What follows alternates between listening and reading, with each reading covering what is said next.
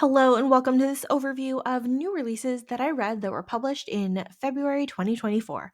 I'm Olivia, your favorite resource for book recommendations you can easily screenshot. You're watching Random Olive Reads. The Duke's Unexpected Love by Alexa Aston is book one of the Strongs of Shadowcrest series. We start with a tragic prologue for James, who is a Duke's heir that gets abducted by sailors and forced onto a ship with limited memory of who he is. Many years later, we find that he's the captain of a ship for a prosperous shipping line and recently landed in England for his next assignment.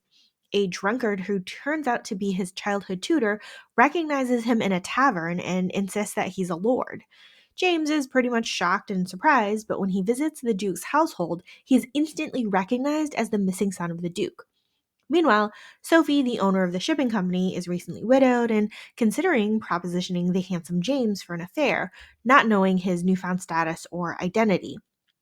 James has bigger ideas like marriage, but he's trying to keep his new identity a secret because he wants Sophie to accept him as a man and not a title. Add in the fact that James has a gaggle of sisters and cousins that are soon to debut, and we've got the beginnings of a really interesting series. The Duke's All That by Christina Britton is book three of the Sinful Spinster series. Seraphina is living in the Isle of Sin with her two sisters running the circulating library on the island. She's got a mysterious past and a little bit defensive and skittish. Turns out she was married many years ago, betrayed by her love, sent to an asylum by her father, and then ran away with her sisters to protect them from their father. Her security is disrupted when her long lost husband Ian shows up on the Isle to demand a divorce. He believes that he was betrayed by her all those years ago and then believes she was dead, only to find out that she's been alive this whole time. And now that he's a duke, he'll need to marry again in the future, and he needs to be free and clear to do so. He does not tell Seraphina that he's a duke, though, just in case she has aspirations of being a duchess. But they do set off on a road trip to get that divorce. Along the way, they do actually start to talk to each other about what went wrong all those years ago and realize they were both told lies by her father. He's interested in making the marriage real, but she refuses and she wants to go back to her quiet life with her sisters. It's all a huge mess, made worse by the fact that Ian is still secretly a duke. The Duchess Takes a Lover by Gillian Eaton is book one of the Ladies of Seduction series. Lonely and abandoned Duchess Mara is rumored to be planning on taking a lover this season, much to the anger and dismay of her husband Ambrose. He comes back to the castle where he left her alone to confront her on the issue and finds a stern and outspoken wife instead of the meek and quiet woman he'd known before. We get to see bits of flashback to their courtship, knowing that Ambrose purposely sought to marry a woman he would not love so that he can stay in control of his placid emotions. But of course, he's been in love with her the whole time without realizing it, and he's intensely jealous of the idea that she might take another lover. Both of these people are unwilling to risk their own emotions due to past trauma and heartache, but it's clear that they just want to be with each other, not anybody else. The True Heir by Mary Farmer is book six of the Secrets of Nedworth Hall series. Now, this book actually makes the most sense after reading the rest of the series because it has to do with the overarching mystery of a secret heir to a fortune. Millie is a farmer's daughter who's been sponsored by a countess to attend a house party as a lady's maid, and she has a quick introduction to a very helpful David that has her believing he's a valet, but she soon realizes that he's a duke and very much out of her league. David is kind and thoughtful and really doesn't enjoy the antics and mayhem of the house party, so he's disappointed to find that the only woman he's drawn to is a lady's maid and very much below his station. However, we find out pretty quickly that they're better suited than they think, and we get to see a lot of the secrets revealed in this story. This one was a quick read and a nice way to tie up this series. How Not to Hate a Duke by Jennifer Haymore is a standalone novel, but sort of related to her previous book, Earls Rush In. Georgiana is a wealthy merchant's daughter, completely tired of fortune hunters seeking her attention. She is convinced by her good friend to attend a house party in the country to avoid some of those terrible suitors. Meanwhile, a certain dastardly duke is also invited to the same house party. Theo had recently inherited the title from his depraved father and is believed to be of the same ilk, leaving him emotionally exhausted by all the hatred from his neighbors and tenants. It doesn't help that Georgiana's family is the main opponent to Theo's endeavors due to a long standing family rivalry.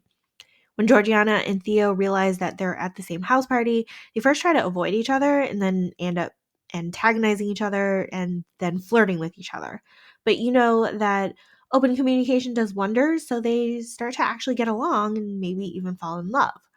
The drama with Georgiana's family is still looming, though, and Theo has a lot of work to do to fix his reputation and his estate. Bride by Ali Hazelwood is a paranormal standalone romance novel. Misery is the daughter of a powerful vampire councilman, often used as a political pawn. The latest ordinance from her father is to marry the Were Alpha leader Lo to form an alliance and prevent an all out war. She's totally apprehensive about the whole thing, but she believes that Lo is the key to finding her missing best friend. Of course, she thinks that Lo hates her and is disgusted by her scent, but we're guessing that Lo thinks Misery smells just fine and is avoiding getting his heart broken. We get all sorts of interesting political drama and maneuvering with this book, with a slow build of trust and friendship for Misery and Lo. Add in some pheromonal mating glands, feeding lust, and nodding, and we end up with Hazelwood's spiciest traditionally published novel to date. In Want of a Viscount by Lorraine Heath is book 3 of the Chessmen series. Lenora is an American inventor in England with her family seeking investors in her writing machine, although her crass, overbearing mother is seeking a titled husband for her instead. She sneaks off to a ladies' club and asks for a kiss, but the club owner seems to be short staffed in the gentleman escort department and asks his own titled brother Rook to see to the kissing. Rook and Lenora don't exchange names, but do exchange a kiss, leaving Lenora passed out from absinthe and Rook wondering what he did wrong. And of course, they cross paths later when Rook turns out to be a potential investor in the company. They flirt, they dance, they can't seem to stay away from each other, and Rook is the only man, aside from her father, who has ever appreciated Lenora's curiosity for machinery. However, Rook is not interested in marriage and basically a very controlled man who denies himself lustful indulgences due to his father's scandalous behavior. These two are fairly slow to realize that they're perfect for each other, but it's a fun read along the way. The Fake February Rake by Charlie Lane is book 2 of the Rake review series. Hades is a respectable doctor in London until his greatcoat goes missing and is sighted on a man escorting women away at nighttime. This all gets reported in the gossip columns, ruining Hades' reputation and causing his patients to see medical care elsewhere. He's out to confront the coat thief and reclaim his coat, and finds Lady Ophelia wearing it to escort women away from their abusive situations and guide them to safety. They argue a bit, and he eventually reports her actions to her father, who suggests that they marry each other to restore the good doctor's reputation. Ophelia refuses at first, and she's totally untrusting of men, but he decides he'll convince her to come around. As they spend more time together, she starts to see that Hades is not at all like the other men in her acquaintance and starts to admire him.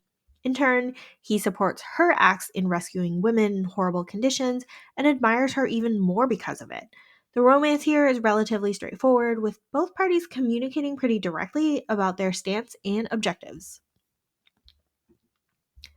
Never Woo the Wrong Lady by Charlie Lane is book 1 of the Gentleman's Guide to Courtship series. A duke with 8 sisters is intent on marrying them off in short order, but those of marriageable age are uninterested in the task. This is mostly because they're busy running a lending library of naughty books that their mother owned before she died.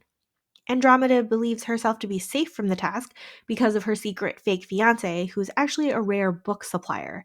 Except that her brother's friend Tristan is seeking a wife and has singled Andromeda out as his desired partner, regardless of her absent fiance.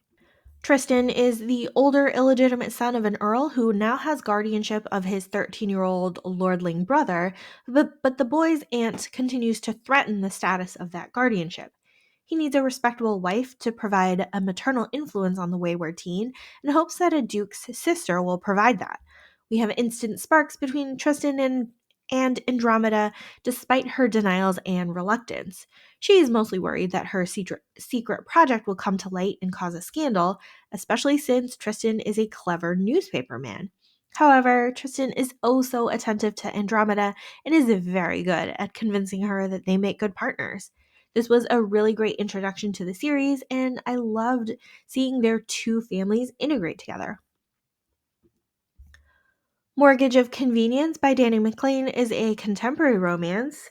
Ghostwriter B is secretly working on her own novel but has hit a creative block and moved back to her hometown. On an impromptu trip to the bank with her brother's best friend Sebastian, she offers herself up to him as a co owner of the house he wants so that he can qualify for the loan. She's got a longtime crush on him, but can totally handle being a quiet, unobtrusive housemate. Except that Sebastian also has a crush on Bee and doesn't stand for her hiding in her room all day long.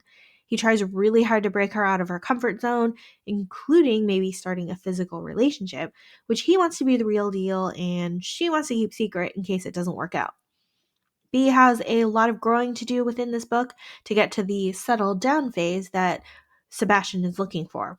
This is a flirty, steamy, funny story with Sebastian basically being the most supportive partner ever. The Earls' RedHot Wedding by Barbara Russell is book 2 of the Victorian Outcast series. Brandon and Emily meet as young adults on the train and quickly form a bond when they're both injured in a tragic train accident. Despite promising to keep in touch, they have lost contact with each other for many years. 10 years after the accident, Emily is in London with her aunt and cousin, seeking employment as a governess, but is having difficulty doing so with her fear of carriages and enclosed spaces. Meanwhile, Brandon has been the hermit Earl for all these years, battling back pain from his train injuries as well as an opium addiction. When they finally cross paths again after all these years, Brandon seeks to make amends and recover their friendship. He soon finds out that Emily's aunt is about to steal her inheritance and proposes a quick marriage of convenience to save it. It's a mad dash to Scotland to elope, further complicated by Emily's fear of the train, but Brandon is determined to protect and soothe Emily along the way. I enjoyed reading about these two who are bound by tragedy, reconnect after all these years, and thwart their villains along the way to falling in love. Fish Out of Water by Katie Ruggles is a contemporary romance. Dahlia is in a small mountain town looking for her missing sister and enlists the help of local grumpy hermit Winston. He's apparently skilled at survival while hiking, so he helps her through the mountains. These two are full of banter and shy, flirty glances, and apparently Winston is a stealth cinnamon roll. The forced proximity of the hike and huddling in the tent for warmth turns into huddling for more than just warmth. As we get closer to finding Dahlia's sister, we get to see some crazy pants out of nowhere plot when we've just been hiking through the woods so far. Super fun and sweet, and we get some third act adventure too. Highland Heartbreaker by Steffi Smith is book 2 of the Highland Heart series. We have an arranged marriage here between the son of Scottish laird and an English lady. Everyone is apprehensive of the match, but Alex is instantly attracted to Grace when he sets eyes on her. She generally has a nervous disposition, but likes how welcoming Alex and his sister are to her. When Alex's father shows up after the wedding, things are tense because of his prejudices against the English, and Grace is also wary of Alex's womanizing reputation. It's pretty clear that he's smitten with Grace, though, and the drama there resolves pretty quickly. This book was a relatively quick read and plenty steamy. When Grumpy Met Sunshine by Charlotte Stein is another standalone contemporary romance novel. Mabel is a ghostwriter assigned to work on the memoirs of former footballer Alfie. They have a terrible first impression, mostly because Alfie is extremely gruff and Mabel is insecure and awkward. They continue to have awkward meetings with each other, mostly due to Alfie's complete and total lack of social skills. And then somehow they settle on a truce of sorts, only to be photographed together and assumed to be in a relationship. They end up leading into the rumors and starting a fake relationship with each other. Both of these people are deeply insecure about their looks and personality and really can't believe that the other person could truly like them, so it makes for a lot of awkwardness and miscommunication overall. However, Alfie is a total softie and caring and protective, and Mabel is embarrassingly smitten with him, even though she's self conscious that she's not as beautiful as his former girlfriends.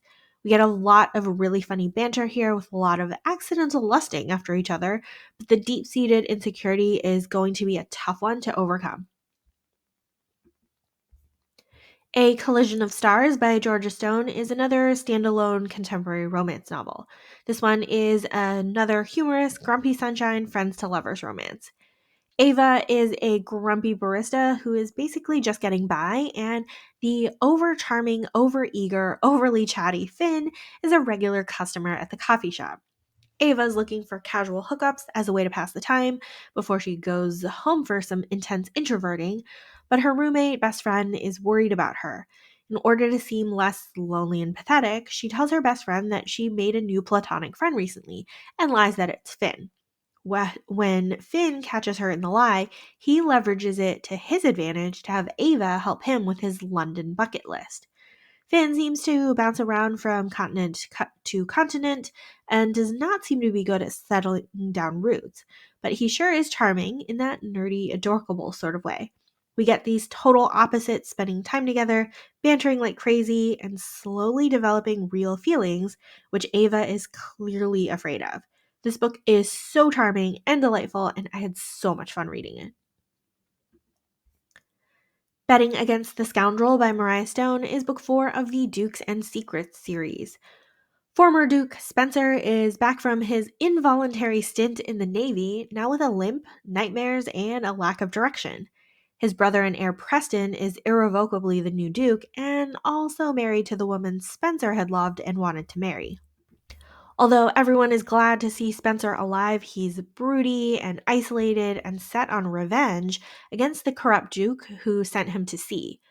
Meanwhile, the overlooked and ignored Joanna is attempting to rescue her own family from ruin by that same Duke, who happens to be her uncle, by looking for blackmail material.